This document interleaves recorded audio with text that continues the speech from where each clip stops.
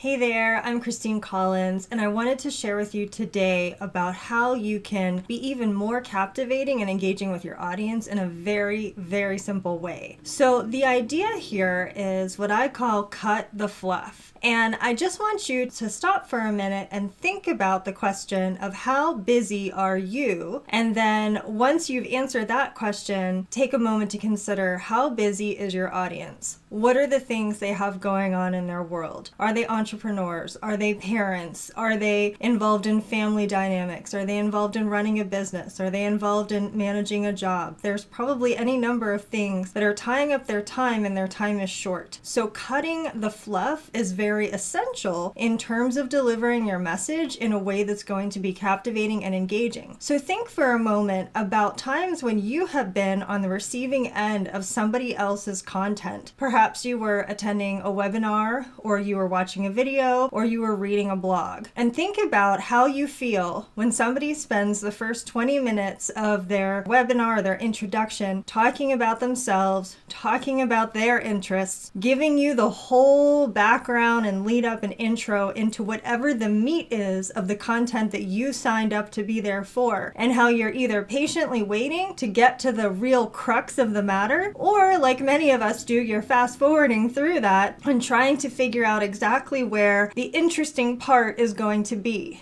Now, I'm going to be honest with you here because everybody looks at it this way, and nobody really likes to say it because we all respect each other and we don't want to hurt each other's feelings. But if you truly want to be captivating and engaging to your audience, it's essential that you get in there and deliver your message. Think about, are there some ways that you can shorten what it is that you want to talk about? Are there some tactics you can use where you can more immediately jump into the heart of what you're trying to deliver that is valuable to your audience, that is the whole reason that they're there to listen and to observe? There are a lot of different ways you can do this. One is to cut out introductory information and to make that a separate video. So if there's a lot of groundwork or lead in or background that's necessary for your audience in order for them to understand the content that you want to deliver next, make that an introductory piece so that your more advanced audience members can jump right in where they are